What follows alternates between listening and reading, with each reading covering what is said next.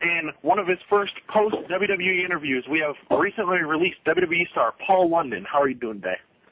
I'm doing fantastical. Were you shocked when you got the, your release, of course, No. with your papers? Not at all. Not at all? I was shocked that they were still paying me, to be honest with you. No, I mean, they're the types to need an opportunity to strike, and if someone's facing them, they're not going to strike them, but when someone's back's turned, it's an opportune shot. And so, I was out with ailments, and it seemed like a reasonable opportunity for them to part ways, you know what I mean? Like, they can hang on to a kid with a brain tumor for several years. The second someone who breaks their back for them literally gets injured, it's adios. So, that didn't really surprise me at all. Definitely. Real quick, I do want to remind people that if you have questions for Paul London, you can send them in the chat room or call 503-213-3604. And the less wrestling related, the better. The less wrestling related, the better. Okay. My next question for you is, in your WWE debut, you actually took on Brock Lesnar. What was that like for you? It was very quick. And, it was interesting. It was a bit of a shocker just because I showed up in Hartford, which I guess was my new hometown all of a sudden. But I showed up in Hartford. They said, "Oh, you're going to do this thing with this guy, Mr. McMahon, and his stable." So I was like, "Oh, okay, what could you do? Go with the best." And so it was like, "Oh, fine." And they're like, "Oh, you're wrestling Brock." I was like, "Okay, well, am I really wrestling Brock, or am I just tackling dummy Brock?" So, needless to say, I learned some quick lessons on that day as far as what to expect in my career. But I had fun, and Brock was a gentleman, and it was fun. It was an opportunity for Brian and I to show an association because they weren't using him, and I was needing a reason to not wilt away and rust down in OVW, like so many do. And so the opportunity arose, and it worked out, even though they never really capitalized. Brian, something real quick. Brian and I aren't into revenge. We are not vengeful people. If you beat us up, destroy us, kill our families, we probably won't do anything about it. That's how the perception is. Because anytime someone would do something bad to us, there was never any revenge. We would just take it on the chin and walk away, I guess. So another early lesson at an early stage in the career, but nonetheless, it was fun. It's fun to be in a tornado. That's what it felt like. Some say Brock Lesnar was very stiff as a worker. What did you feel working with him?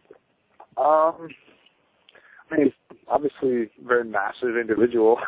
You know what I mean? Yeah. Plus, he's showing his dominance in UFC.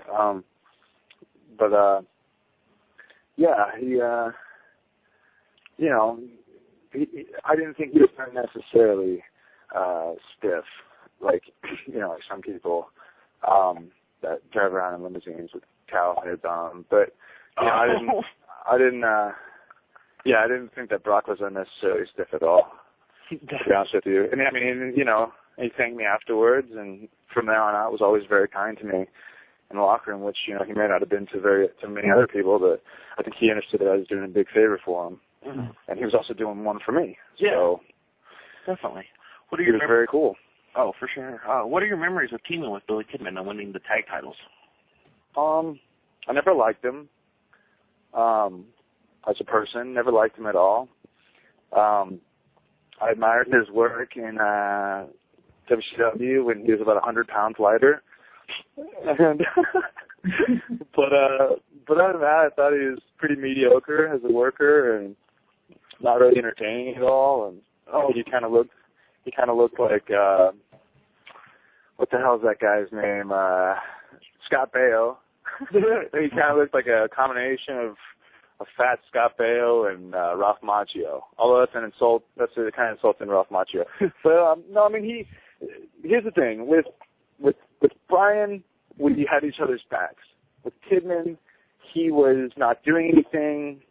See, before what I was talking about, lack of entertainment, and So he needed something to do, and people were like, hey, these guys both have dark hair. Hey, these guys are both tan. Hey, these guys are both around the same age. Or not same age, hell no.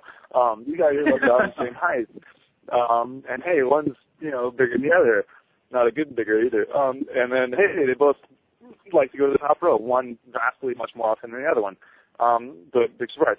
And so I was like, hey, let's make a tag team out of these guys. And so, I was kind of like the weird equation that doesn't quite measure up every time you try and redo the math. Like, wait, are you sure? Okay.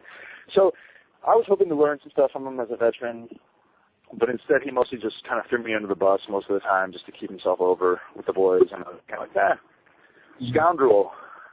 But big surprise. Definitely. How was it tagging with how was it working with the Dudleys, for the most part? Working with Devon was always cool. Bubble was cool maybe 5% of the time. And the other 95% of the time he was either crying about trying to change the outcome of the match. He was always pussyfooting around and moping about something. And I'm sure it's not a shock to anybody, like I'm saying anything new, that he's an asshole. And so, how fun could that be when you're wanting to put something fun together and someone's just being a bitch about it the whole time and whining. And then I remember one match in particular, it might have actually been leading up to when we took the tag titles off of him. He comes up to me and says, this is going to be the worst day of your life. Wow. And all I could do was laugh. I was just kind of like, is this fucking Humpty Dumpty guy really trying to threaten me? Like, he knows this is pro wrestling, right? And so that's an insult to Humpty Dumpty also. I like fairy tales. And, so anyways, I don't even think that was the tag title match. It was like maybe the match prior, like a big build-up match on like Velocity or Heat or something, because I won't watch that. And I remember we beat them, and then they were gonna, they had to get their heat back, in the tags afterwards, and so I remember he took off his belt and he whipped the shit out of me. Well, I didn't know about it. Like, he just started whipping me with his belt, but he didn't come anywhere near Kidman, because, big veterans. So I always thought he was a little douchebag. I'm sure he still is. And so, whatever, I'm not going to lie. Mm-hmm. But working with D-Bomb was really cool. D-Bomb was always they both helped in the sense of helping, with structure and teaching me a lot, but I can only imagine that from Bubba's end, he probably saw some young kid coming in, and he was kind of like, man, we're being pushed out of here or rolled out of here. And, I was probably just upset. And, I don't know, I was not able to eat waffles that morning or something. I don't know, but whatever. I don't care. I don't lose sleep over it. Never really have. Definitely, yeah. You have a caller? Hello. All right. Well, how do you feel about thank you. How do you feel about Evan Bourne using the Shooting Star Press? I think it's ridiculous. And I think it's pretty funny. I'll tell you a funny story. You want to hear a funny story? Yeah. Definitely, sure. Make me laugh. I had a dark match with Charlie Haas in Washington, and I went over with the Shooting Star Press, and this was towards the end of my little run there, and this was, I think, in the summer. This was like July, this past July. So I went over with the Shooting Star Press. The crowd loved it. They hadn't been able to really see it. I had heard that Born Identity was, it's a real original name, by the way. Kudos to the creative team. Evan Bourne, hey, this is a good movie.